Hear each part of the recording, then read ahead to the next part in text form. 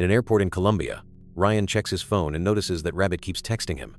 Ryan came to this country because he's running away from his gambling debts, so he ignores the message and looks for a cab. Thankfully, Ryan's best friend Jack has sent a driver to pick him up. During the trip, the driver gives Ryan a note Jack left for him. Jack welcomes him and apologizes for not meeting him soon because he has to work today. However, he gives him the access code to his house and tells him to make himself comfortable. The house is in the middle of the forest and turns out to be gigantic. Ryan and Jack went to culinary school together, so Ryan is impressed that a chef could be making this much money. After making himself a nice meal and trying the expensive wine, Ryan decides to rest. In the evening, Jack finally arrives and they share a big hug since they haven't seen each other in years. Ryan has to admit that he hasn't been lucky with his career and has only worked in small places like diners. Jack has joined a catering company and has flown all over the world for different extravagant events. He's in this house until next week, and he's given all this time to find the perfect produce. Jack admits the money is pretty good, but dealing with rich people is tiring and annoying. The next day, Ryan learns that Jack bought an old car, and Jack explains he chose this model to blend in. Ryan understands this when they go to town and notices that it's a humble place. For lunch, Jack only has a beer, but Ryan gets a full meal. He explains he doesn't have a family and his free time is just movies and instant ramen. However, Jack misses that freedom and simple life. A woman named Alice comes to the same restaurant and ends up drinking with them. She used to work for a big company, but she decided to quit and travel the world. She wants to know which friend is the better chef, so they invite her to the house for a cooking competition. While they cook, Ryan keeps getting calls from Rabbit and he ignores them. Once the dishes are ready, Alice is blindfolded before she tastes them. She loves both, but thinks Ryan's is better. After swimming in the pool, the trio shares a drink, and Alice learns that Ryan lost a very nice watch to Jack in a bed around 15 years ago. He's never gotten over it. Afterward, Ryan prepares a snack but finds himself alone when Jack and Alice leave together to get naughty. The next morning, Ryan gets a message from Rabbit saying he has 3 days to contact him or they'll go after him. When Jack comes back after dropping Alice at her hotel, Ryan asks how he achieved all this.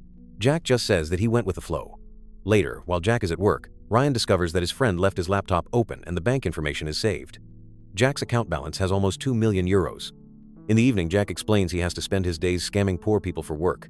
He starts ranting about the state of society and the planet, wondering how much time there's left. Ryan keeps waiting for an opening to ask for a loan, but Jack says that he's glad that his friend is there because he's the first piece of home he's had in years, so Ryan decides not to say anything for now.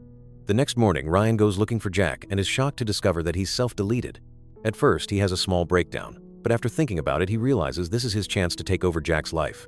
After wrapping up the body in a bag, he follows a YouTube tutorial to reset the password on the laptop. The cookies on the Explorer disappeared after it was closed, so he doesn't have the login information anymore. He calls the bank to reset it, but they ask him to come in with an ID to confirm his identity. Ryan orders a fake ID online, however, it'll arrive in 3 days. Rabbit sends him a picture of his mother as a threat, so Ryan convinces him to give him another week by promising more money. That night, he swims to the middle of a lake to hide the body. The next morning, while Ryan's at the restaurant, Rabbit messages him threatening to kill his mother again. Jack offers even more money, but Rabbit doesn't believe him. If he doesn't have some money by tomorrow night, the old lady will die. On his way back, a desperate Ryan calls a friend for help, but the guy knows about the gambling problems and hangs up. When Ryan arrives at the house, he's shocked to see another car there. He then meets Imogen and Maurice, who assume he's Jack.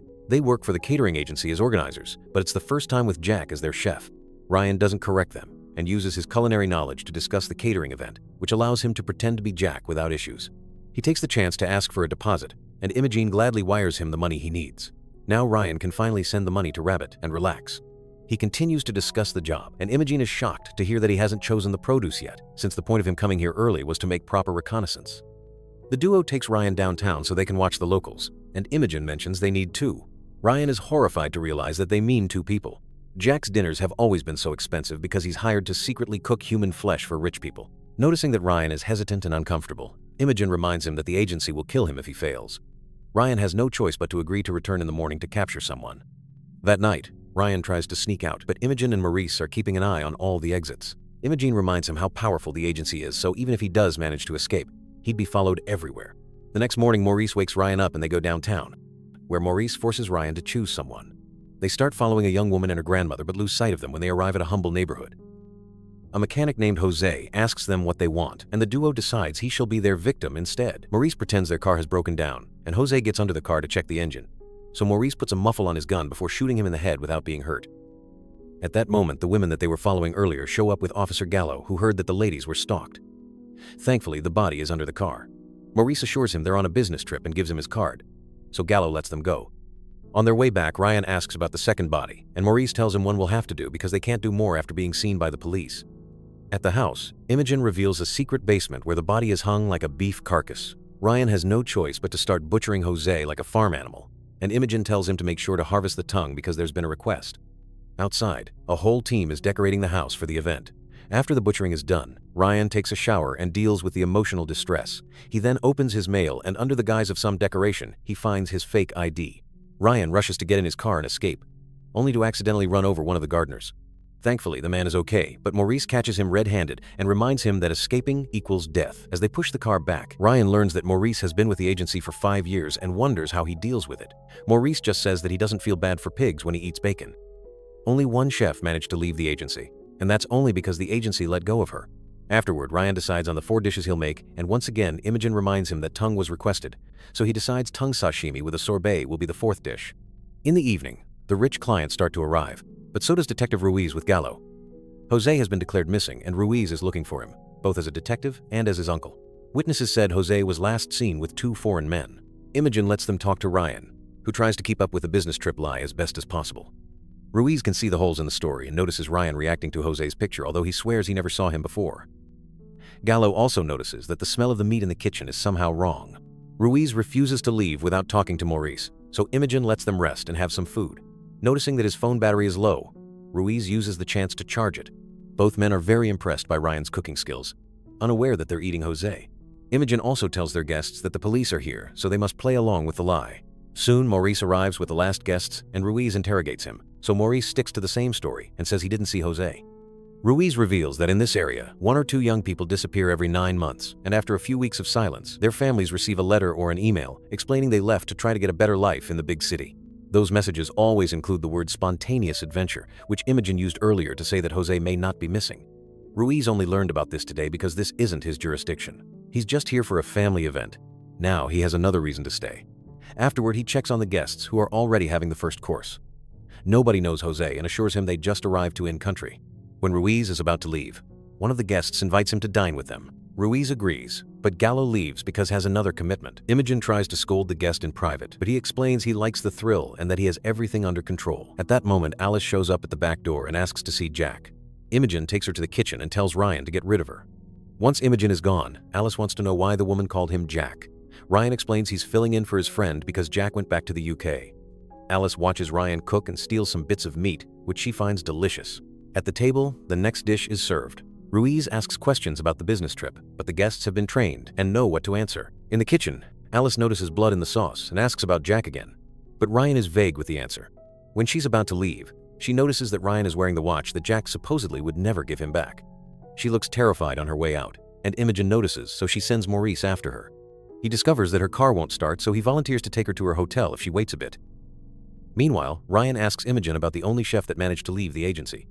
Imogen explains that it was a lie they told other employees. That chef actually became the dinner during an event. She confirms that there's no way out. When the next course is served, Ruiz is incredibly impressed by the meat, and the guests are very amused by watching him eat his nephew. Ryan is called to the table so they can congratulate the chef, and Ruiz keeps asking what meat they ate because he doesn't recognize it. A nervous Ryan swears it's pork and Ruiz is skeptical, so a guest says a talented chef can make anything taste new. Now, it's finally time to serve the tongue. However, when Ryan cuts it, he discovers that Jose had herpes, and since they announced sashimi, they can't disguise it. He wants to make something else, but the tongue was a request, so they can't change it either. At that moment, Alice enters the kitchen. She got tired of waiting for Maurice and wants to call a cab. Imogen asks if she's with someone, and Alice explains she's traveling alone, giving them an idea. Moments later, the sashimi is served using Alice's tongue. Ryan brings Ruiz a plate with only the sorbet and a hidden message on the spoon asking him to meet him in the bathroom. They make sure to lock the door before they talk, and Ryan tells him everything, causing Ruiz to throw up.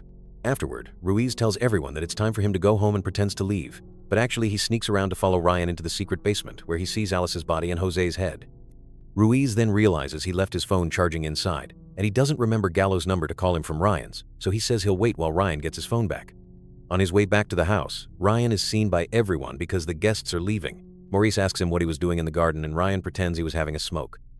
While Ryan rushes inside to find the phone, a suspicious Maurice goes to the basement and finds Ruiz, who immediately gets killed with a chainsaw. By the time Ryan comes back, Maurice just tells him they'll have to spend the night harvesting the meat from both bodies. While the men chop the meat for boiling and throw the dirty water in the lake, Imogen writes emails pretending to be the victims to tell their families that they've left the country. That night, Ryan can't sleep at all. The next morning, Imogen tells Ryan how much the guests liked him. He has so many more requests for events now, confirming he's a better chef than Jack. Ryan isn't hungry at all and turns down breakfast. Suddenly, an agency employee injects a GPS chip into his neck. Imogen explains the last one stopped working, which is strange because those chips are supposed to last until death. Ryan wonders if they've always known the truth while agreeing to meet Imogen in Africa in a month for the next event. In the parking lot, the employees set Jack's car on fire. At the airport, Ryan waits for his flight home while having a drink. A man chats with him and asks about his job, so Ryan simply says he flies to rich people's houses to cook for them. The man thinks he's living the dream. Comment your favorite movie. I might recap it next. Thanks for watching.